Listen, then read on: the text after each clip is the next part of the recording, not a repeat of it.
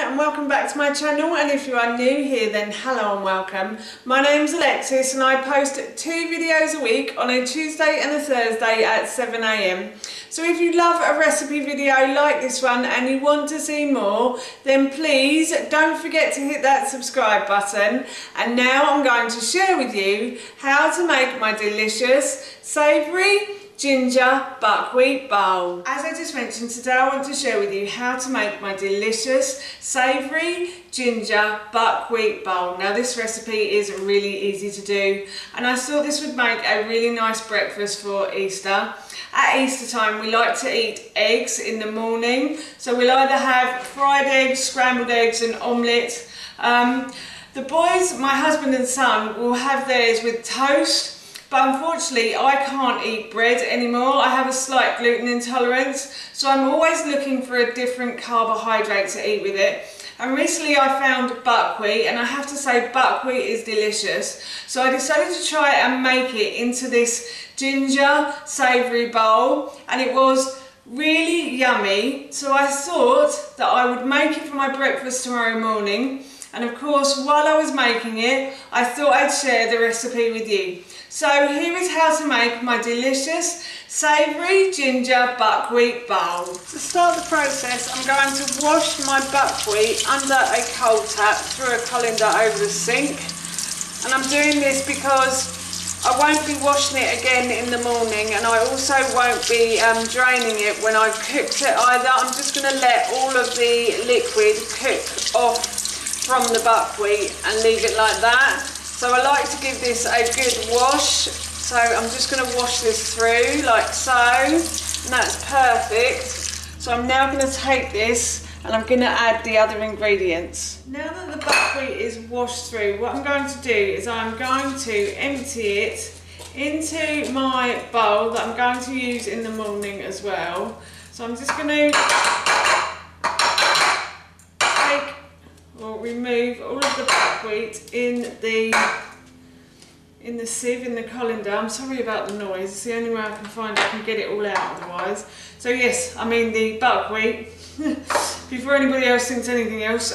So yeah, I've emptied the buckwheat into my bowl now, and now what I'm going to do is I'm going to add a tablespoon of flaxseed to that, and I'm also going to add a tablespoon of sunflower seeds as well, like so. I'm going to add a tablespoon of pumpkin seeds to that as well, like so.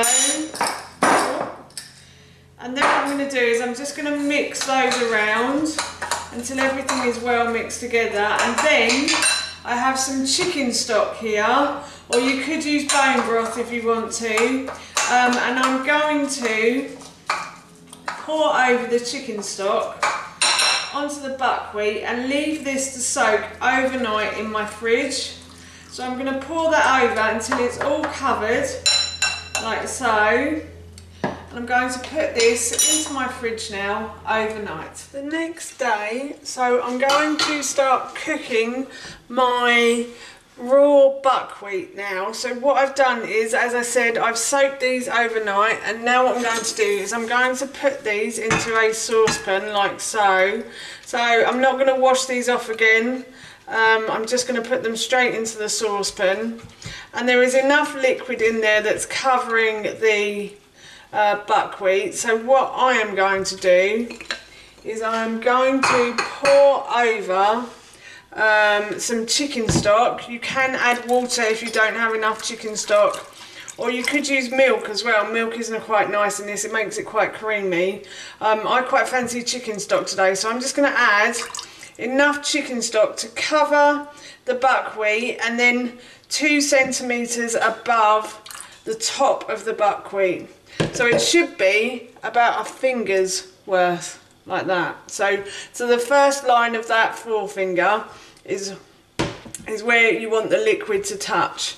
So now what I'm going to do is I'm going to put this onto a high heat, and I'm going to bring it to the boil, and then I will leave it to simmer. As you can see, the pan has started to boil, so what I'm going to do is I'm just going to turn the heat down to a medium heat, and I'm going to leave this to simmer until all of the liquid has been soaked up by the buckwheat. While the buckwheat is simmering away nicely, what I'm going to do is I have put a large pan and I'm going to put that onto a high heat, and I'm just going to add a little bit of oil to the base of the pan like so.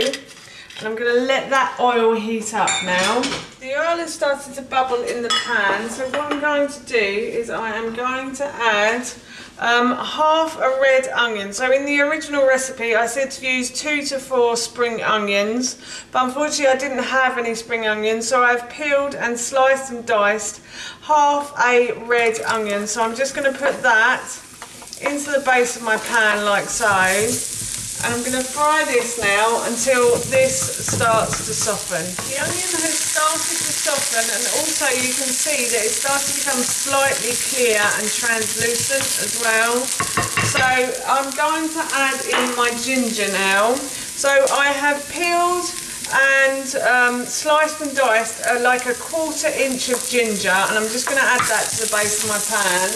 My pan has started to smoke, so what I'm going to do, not literally obviously, is I'm just going to turn the heat down slightly, and then if I needed to I could add a little bit of water to this, but I think I'm alright, it's not too dry at the moment. So I'm just going to fry the ginger now until this starts to go a lovely golden brown colour. The ginger has started to turn golden brown around the edges, so what I'm going to do is I'm going to add in my tomatoes here. So I have about 8 tomatoes that I've cherry tomatoes that I've just simply sliced in half, and I'm going to add these in, and I'm going to fry these now until these start to soften as well. The tomatoes have started to soften, so what I'm going to do is I'm going to add a little bit of salt to the base of this pan, and the salt will hopefully bring out the sweetness in the tomatoes.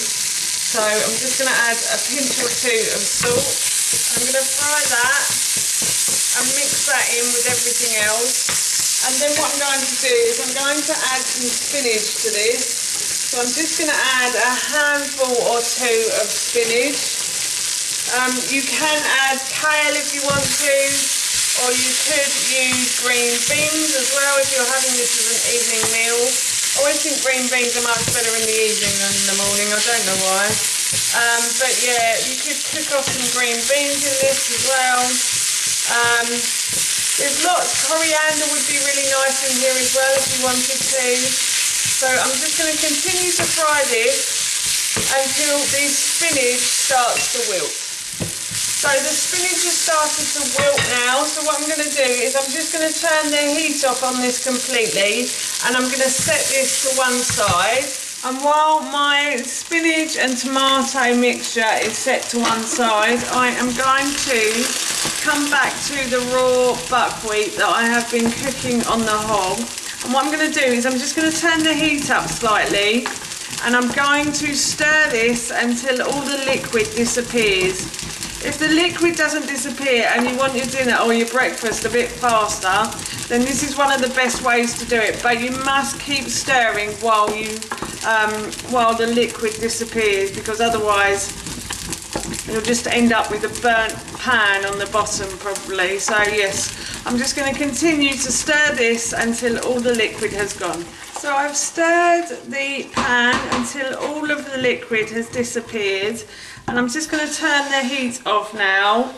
And what I'm going to do is I am going to add the tomato, ginger, onion and spinach to the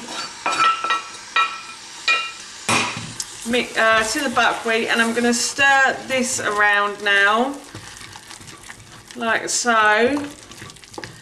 I'm going to set this to one side, and I'm going to go and fry an egg and chop up my avocado. But that basically is my breakfast done, and I'm really looking forward to it. I can smell the ginger and it smells so good. I am so hungry right now.